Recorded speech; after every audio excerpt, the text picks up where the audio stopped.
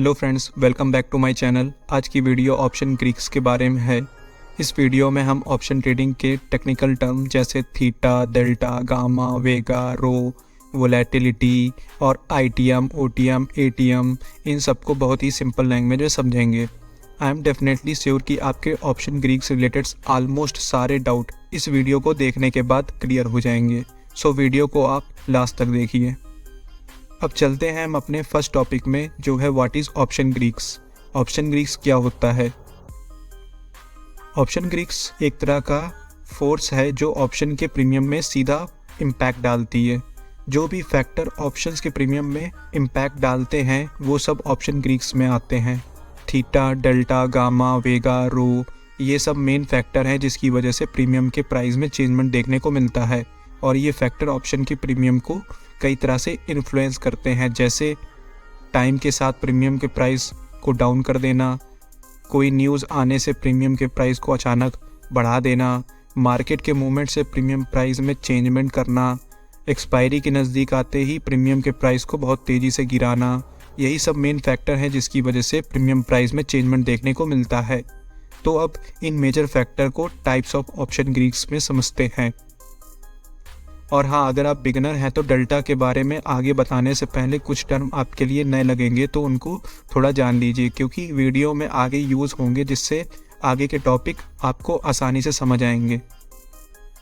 जैसे कि strike price क्या होता है, स्पॉट प्राइस क्या होता है, एटीएम, आईटीएम और ओटीएम क्या होता है, इन सबको हम पहले जान लेते हैं। अगर आप मॉडरेट हैं तो थोड़ा पार्ट आप स्किप कर सकते हैं। स्ट्राइक प्राइस अंडरलाइंग एसेट का प्राइस होता है जिन प्राइस में कॉल ऑप्शन और पुट ऑप्शन के प्रीमियम होते हैं। अंडरलाइंग एसेट मतलब जैसे कि इंडेक्स या फिर कोई कंपनी के स्टॉक जो F&O सेगमेंट में एक्टिवेट है, उन्हीं को अंडरलाइंग एसेट कहते हैं। और जो स्पॉट प्राइस है वो इंडेक्स और स्टॉक के करंट प्राइस को बताता है, जिस प्राइस में वो ट्रेड कर रहा है। चलिए स्ट्राइक प्राइस और स्पॉट प्राइस को ऑप्शन चेन में समझते हैं। ये मेरा फायर में अकाउंट बना है, इसमें ऑप्शन चेन को बहुत ही इजी तरीके से एक्सप्रेस किया गया है, तो इसी में ही हम लोग इन सब टर्म को समझते हैं। आपको जो ये सारे प्राइस दिख रहे हैं इन्हीं को स्ट्राइक प्राइस कहते हैं। आप देख सकते हैं कि इन स्ट्राइक प्राइस के एक तरफ कॉल ऑप्शन का प्रीमियम है और दूसरी तरफ पुट ऑप्शन के प्रीमियम है। आप जो बीच में निफ्टी 50 का प्राइस 17,599 देख रहे हैं, ये निफ्टी 50 का करंट प्राइस है जिसमें निफ्टी 50 ट्रेड कर रही है। तो 17,599 को ही स्पॉट प्राइस कहेंगे। इसी में ही हम एटीएम, आईटीएम और ओटीएम को भी रफली समझ लेते हैं। ये OTM, ATM, ITM call option और पुट ऑप्शन में अलग अलग होते हैं, जो कि एक दूसरे के अपोजिट होते हैं। अभी हम कॉल ऑप्शन के रिस्पेक्ट में देख रहे हैं तो एटीएम का full form eight the money होता है। इसमें स्पॉट प्राइस के सबसे क्लोज जो भी स्ट्राइक प्राइस होगा वही एटीएम होगा।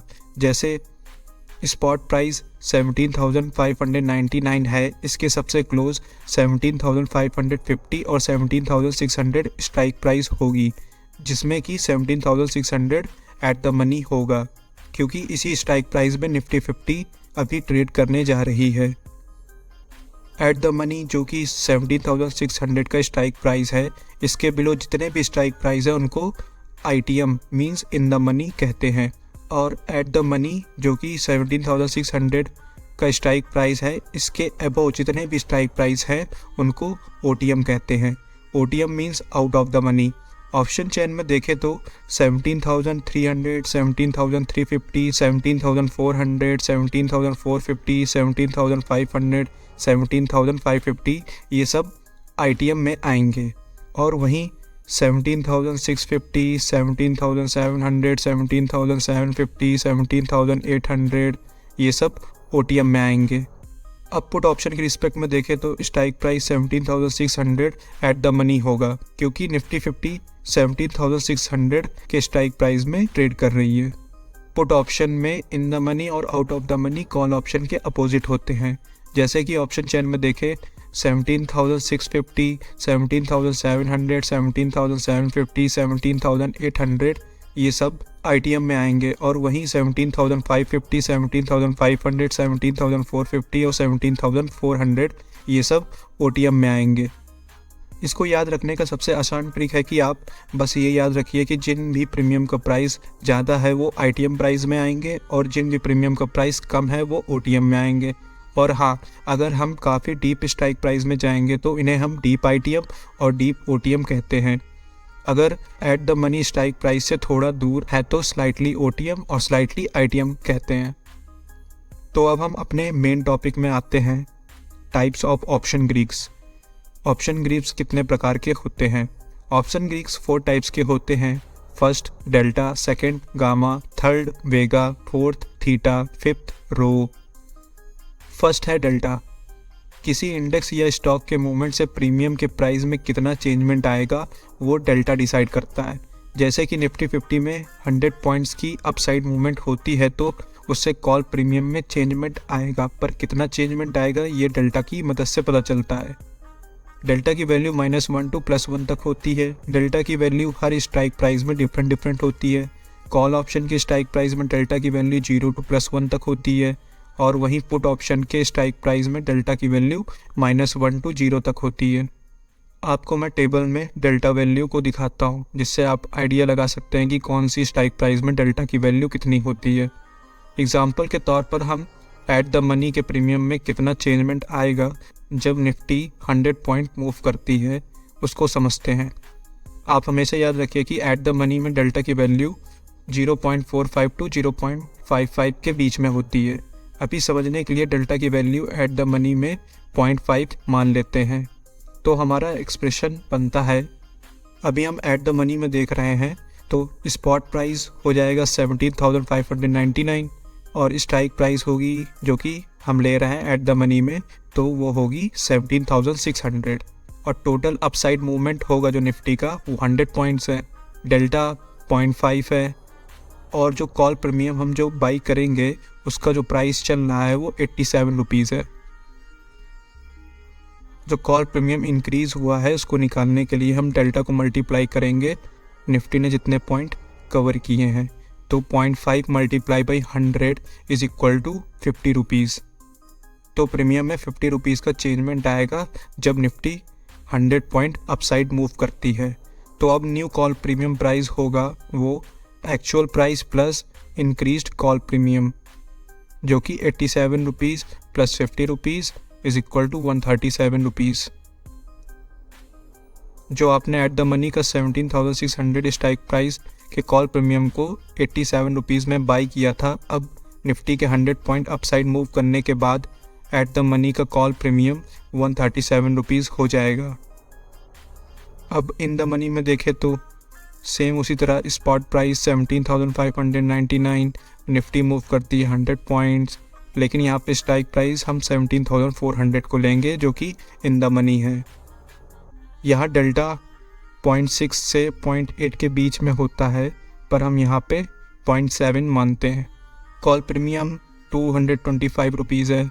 कॉल प्रीमियम इंक्रीज्ड जो होगा वो सेम उसी तरह डेल्टा का मल्टीप्लाई करेंगे निफ्टी ने जितने पॉइंट मूव किया है तो 0.7 multiply by 100 is equal to 70 rupees. तो जो नया प्रीमियम बनेगा वो 70 rupees plus 225 rupees is equal to 295 rupees. तो जो नया प्राइस कॉल का होगा वो 295 रुपीज़ होगा जब निफ्टी 100 पॉइंट्स मूव करेगी। ओटीएम में देखें सेम इसी तरह स्पॉट प्राइस 17,599, स्ट्राइक प्राइस 17,800 लेंगे क्योंकि ये आउट ऑफ द मनी है। निफ्टी का अपसाइड मूवमेंट होता है 100 पॉइंट्स, कॉल प्रीमियम यहाँ पे 18 रुपीज़ है। डेल्टा 0.1 से 0.2 के बीच में होता है और यहाँ पे हम 0.15 मान लेते हैं। तो कॉल प्रीमियम जो इंक्रीज़ होगा वो 0.15 multiply by 100 is equal to 15 rupees. तो जो नया प्रीमियम बनेगा वो 18 rupees plus 15 rupees is equal to 33 rupees. जो आउट ऑफ द मनी का स्ट्राइक प्राइस है 17,800 तो उसका कॉल प्रीमियम 18 रुपीज़ में बाई किया था। अब निफ्टी के 100 पॉइंट अपसाइड मूव करने के बाद आउट ऑफ द मनी का कॉल प्रीमियम 33 रुपीज़ हो जाएगा।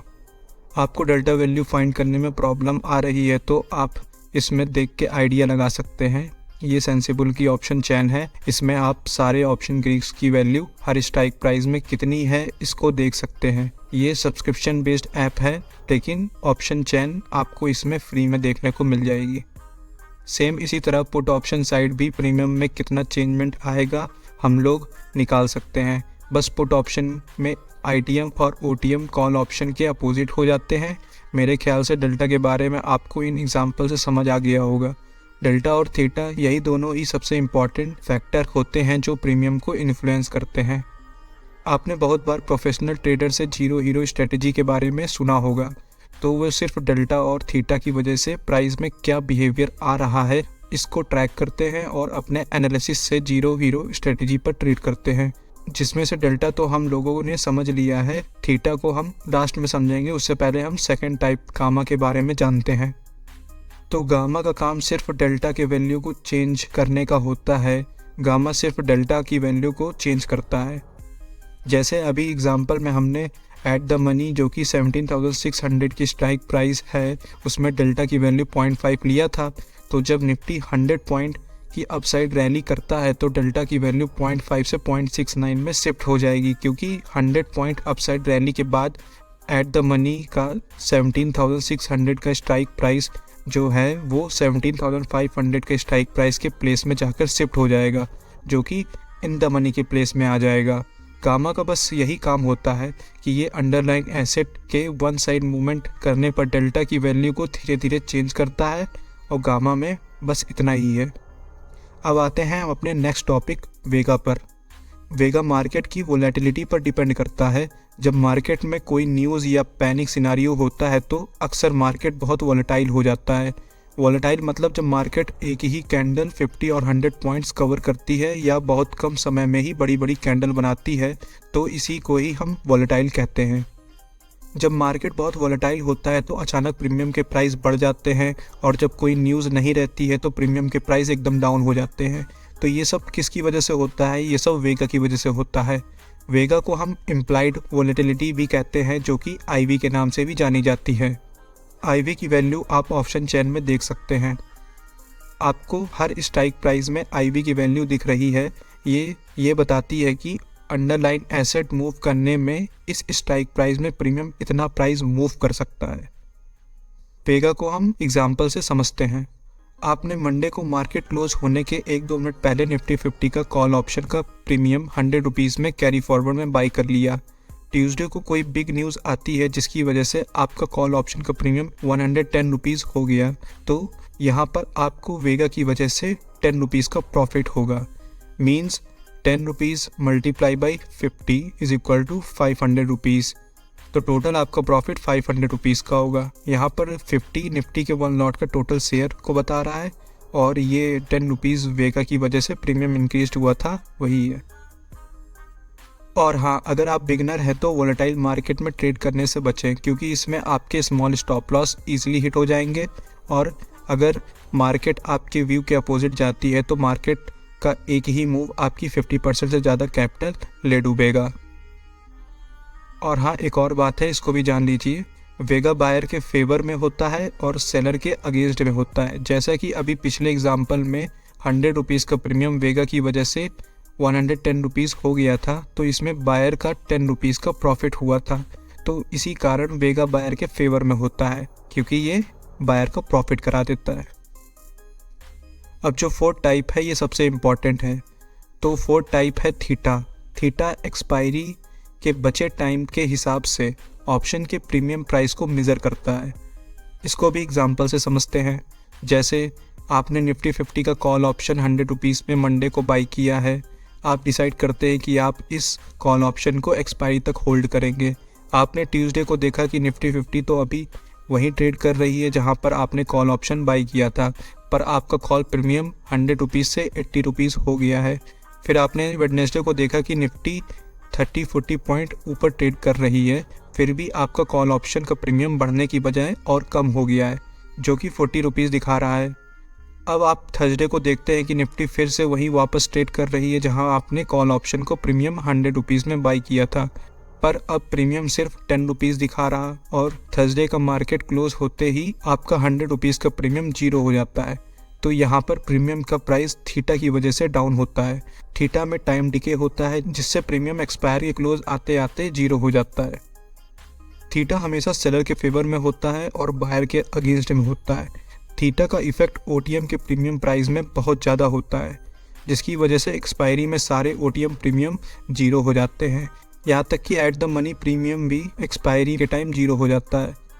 एट द मनी में थीटा का इफेक्ट मॉडरेट रहता है। थीटा का इफेक्ट इन द मनी के प्रीमियम प्राइस में कम होता है। एक्सपायरी के टाइम इन द मनी के प्रीमियम 0 नहीं होते हैं, इसलिए बिगनर को इन द मनी और eight the money premium select करने को रिकमेंड किया जाता है। लास्ट टाइप है रो का असल में ऑप्शन ट्रेडिंग में ज़्यादा यूज़ नहीं है। रो का इम्पैक्ट नेग्लिजिबल होता है। रो इतना इम्पॉर्टेंट टाइप नहीं है कि इसे बहुत डिटेल में जाने। इसको बस आप ऐसे याद कर लें, जब बिग इंस्टीट्यूशन अपने इंटरेस्ट रेट को बढ़ाते या घटाते हैं तो उससे कॉल ऑप्शन और पुट ऑप्शन के प्राइस में माइनर इम्पैक्ट देखने को मिलता है। तो ये इम्पैक्ट कुछ ऐसे पड़ता है। कॉल ऑप्शन के प्राइस बढ़ जाते हैं और पुट ऑप्शन के प्राइस घट जाते हैं जब इंटरेस्ट रेट बढ़ता है। कॉल ऑप्शन के लिए रो हमेशा पॉजिटिव होता है और पुट ऑप्शन के लिए रो हमेशा निगेटिव होता है। अगर आपने वीडियो पूरी देख ली है तो आई एम डेफिनेटली श्योर कि आपको इस वीडियो के सारे टॉपिक अच्छे से समझ आ गए होंगे और आपके ऑप्शन ग्रीक से रिलेटेड जितने डाउट थे इस वीडियो में क्लियर हो गए होंगे। सो फ्रेंड्स, मेरा नाम सिद्धार्थ ठाकुर है। अगर आपको ये वीडियो वैल्यूएबल लगी तो वीडियो को लाइक और चैनल को सब्सक्राइब कर दें। Thank you.